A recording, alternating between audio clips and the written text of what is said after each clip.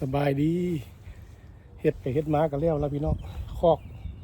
นานพักกันเลยทำนองนี้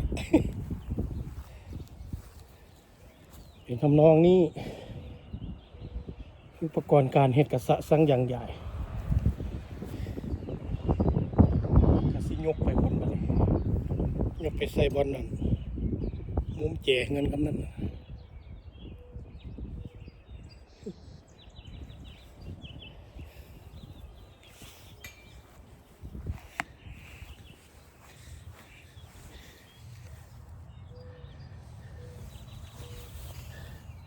เดี๋ยวสิยกไปก่อน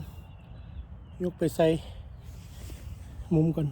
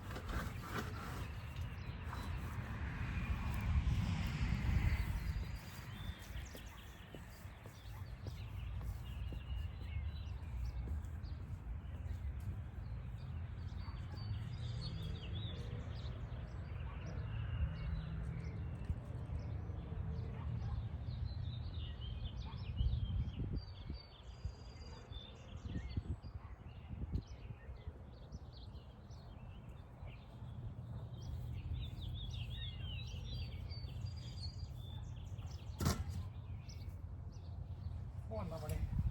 โอ้แกเสือกันห้อนว่างหันหนาวเดี๋ยวนี้ห้อนละ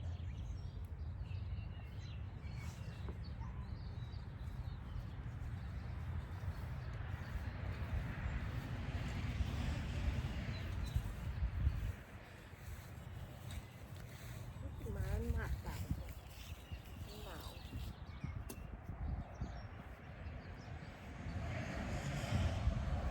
เศร้าปวดนะ ทับหน้าดินกันพี่น้องเลยทับหน้าดินกันหน่อยครับ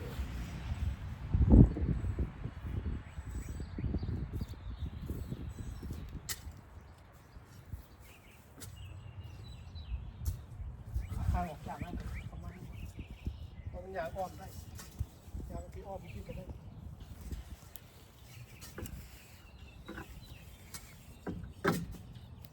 ตัวนี้มันเชื่อมกัน ต้องมันยางอ้อมอยู่แล้วมันยางอ้อมจะไปเนี่ย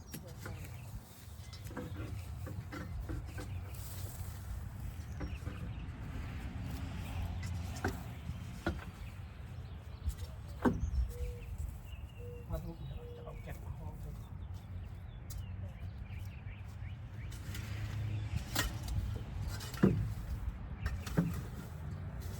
เป็นไม้ยางอะไรเนี่ยมันเองมันแล้วออกเนี่ยมันเกิดเองทำเอาไว้ฝากออกไว้ ย่านเอาไปมาสุ่มให้เป็นคุณอยู่ที่ เดี๋ยวมันมีถึงนี่สางออกไว้ถึงที่เอาไปไว้ใช้ต้นไม้ถึงหาต้นไม้ถึงครับเอาไว้ให้ใช้จะสร้างแล้วเอามาใช้กับทุกงานไม่ได้เลย นี้ออกก็ได้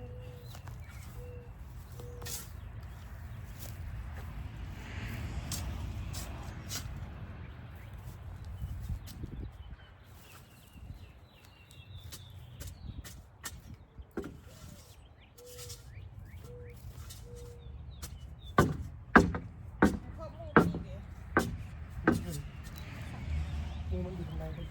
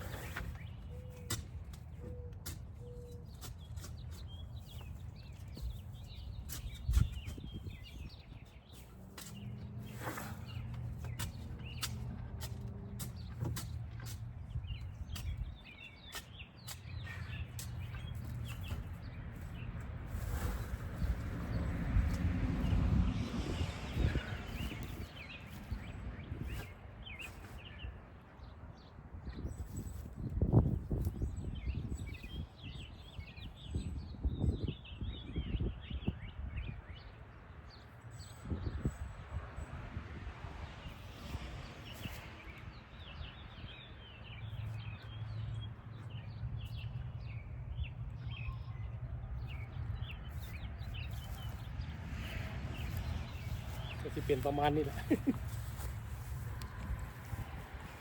เป็นบ้านพักแล้วก็สิเป็นแบบนี้แล้วก็เอาดินมาใส่กลางนี้ซื้อดินมาถอกใส่กลาง